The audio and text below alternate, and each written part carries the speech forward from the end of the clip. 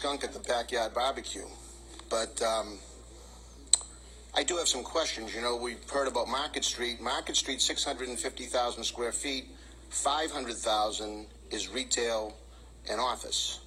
So it's about a third that is like residential. We're looking at about a 50-50 split.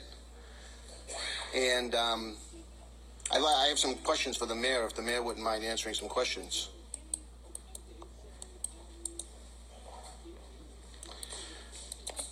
So you're proposing right now 3,000 more residential units? The proposal that is before you is an overlay district that is, as I said in my remarks, a transformational piece of the city. Now we can...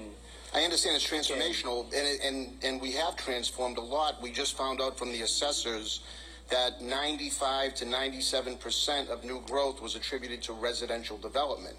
And I'm just concerned that putting 3,000 more apartments on the doorstep of Beachmont is not necessarily the best thing we should do without other assurances. Do you have other assurances from the developer as to what absolute commercial development will be had in the form of either a host community agreement or otherwise? So the assurances are built into the special permit process, right? I think one thing that we've certainly learned, I have learned, is in regards to development, especially the Waterfront Square project, which is a great example. Waterfront Square came in with a grand plan for office space, I think 1 million square feet of office space. Hotels were going to be the first development. And I know, Councilor, that you were you were on the zoning committee when that was talked about. And I know that you've been, on the city council for a number of years while this was being developed. And you were mayor while it continued. So Waterfront Square, if you look now, is disappointing, right? There's no first floor of retail. We don't have the hotel is getting built currently, and we have a mixed-use property that's going to be along the footbridge. But those are demands that my administration made to make sure that those properties included amenities that all of the residents of the city can enjoy. Madam President, so, Madam President, if I could, because you're making statements again that are not true. This project, Waterfront Square, has been in place for 15 years. You might not know that. I absolutely know that. And the hotel was always Gentlemen, we're not going to go. Gentlemen, on the first meeting that we had, I mentioned. Gentlemen, we're not going to go back and forth about projects that are not before the city council. I'm simply asking the mayor. Excuse me. We are speaking about a special permit. Right. So keep the questions. No, we're speaking about an overlay district. I understand that. So let's focus on the overlay district. And I'm asking the mayor if he thinks my point is that we've site. learned the lessons of the past, right? We've learned the fact that we didn't do well at economic development. We didn't. Waterfront Square is that perfect example. And Council, you signed the changes to the agreement, the amendments to the agreement that we had with that developer. The city had to sign amendments to allow the developer to do the things that they did, which is they changed the program on us. And they paid fines for that. They paid fines. What we have here is a developer who is putting his name on the line, and he's willing to say that he's going to invest in our community. And his track record is on a different level than anyone else that has ever come into our city to invest in it. I'm not. You know what? I want to keep this civil. I'm very confident that this is going to be a positive transformation for the city of Revere. But Mayor Arrigo, my question was pretty simple.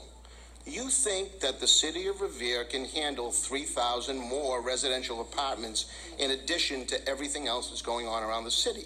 I'm a little concerned about that, quite honestly. I believe that the redevelopment of Suffolk Downs is going to be a positive transformation for our community, and it is going to, as Councilor Morabito mentioned, spark the match. I believe that this investment and this property is going to make the city of Revere a community that other communities are going to look very envious upon. Okay, so I'll take that as you think that the city of Revere can handle 3,000 more in addition to what's being built right now. Again, I've spoken in favor of this overlay district. So, okay, perfect. Perfect. I mean, you answered my question. I just want to know what, what assurances that we have going forward that if we're going to subject the public to 3,000 more residential units on top of all the other rampant residential growth that's going on in the city, what assurances do we have? I asked Mr. O'Brien the last time he was here, and you weren't at the meeting, but I asked him, is it possible to go forward maybe with a host community agreement or something that sets up guarantees for the city? See, what we try to do is we learn from our mistakes. If a mistake is made or we don't dot our I's and cross our T's, we're finding out right now that parking has become an issue because we didn't, foresee that they would be charging for parking, and then now cars are parked on the street, and that's a problem. So going forward, we want to try to address problems. Right. We can't go back and recreate history, but at the same time, we have to, when we have a project in front of us now, I just think that we should try to learn from the past and have assurances in place so that we just don't build 3,000 apartments like we built all these apartments up at Overlook Ridge. We were promised a mixed-use development up there, too. And are you aware of any commercial development up there? I haven't seen any yet. And this is 15 years later. There is none in council. As you know, they cannot build any more in Revere until they build a hotel, which we don't see happening anytime soon. But in terms of learning from our mistakes, what I just said is that we learned from the mistakes of Waterfront Square. And in fact, you mentioned a host community agreement, which I appreciate, because we've learned that we don't want to do things that end up screwing the city. We don't want to sign a host community agreement that doesn't allow us to negotiate with other folks, which is what you were on the city council and you supported that on two different occasions. So I don't understand why you're talking about that. You voted twice in favor of that agreement. So that's the assurances that we have. The assurances that we have. Point of order. Gentlemen, state your point, Councillor. Point of order. I said to you, right. We're getting off topic here. We're talking about something that has no relevance with the issue at hand. Thank you. Okay, the assurances that we have are in the process, right? So the fact that there will be a special permit issued by the city council, and there is an advisory group that is going to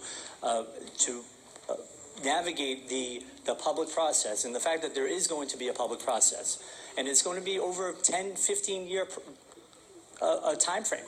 So we're not talking about something that's going to happen overnight. But the fact is there is a process in place that allows us to make sure that we keep our feet to the fire. We keep our feet, the developers' feet to the fire. And we know that that we are going to have the positive transformation of Suffolk Downs. Well, let me just close with this, Madam President.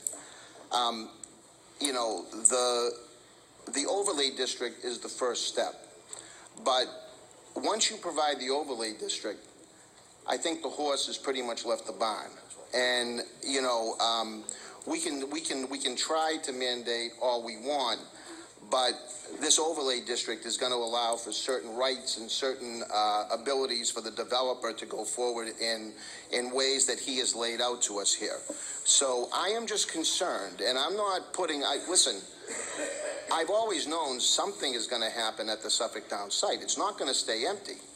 I just want to be sure that what we do there protects the interests of Revere, because East Boston is also involved, and I am very fond of Mayor Walsh, but I'm sure Mayor Walsh is looking out for the residents of Boston, and I'm trying to look out for the residents of Revere to make sure that we get, so that we get our fair share. What I saw up here at Suffolk Downs train station and the nice plaza they had there, it looked great. There was a lot of development there. For Revere, I saw an amphitheater.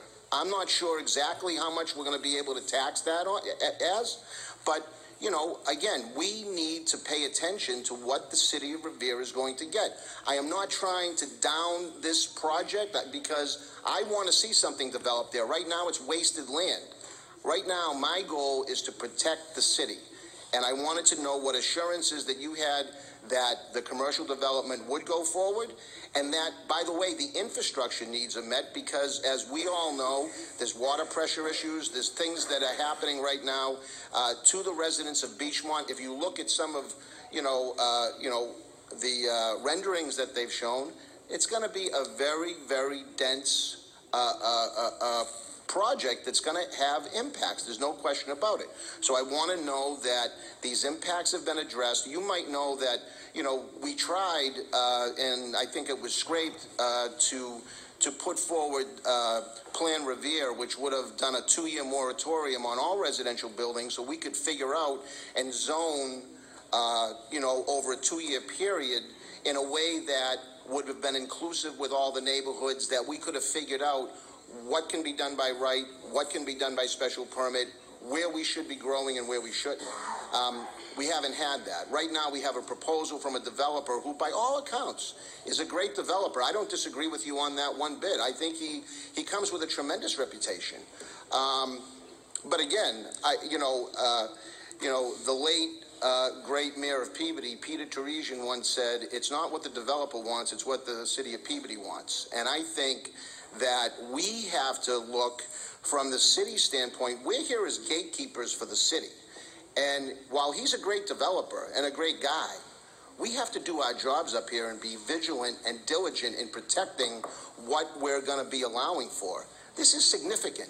When you start talking about 3,000 residential units in addition to all the other development going on, I think, just me individually, I have some concerns. So that's all I have, Madam President. Thank you very much. Thank you, gentlemen. And I've been more than accommodating with the time that we've spoke about this. This is going to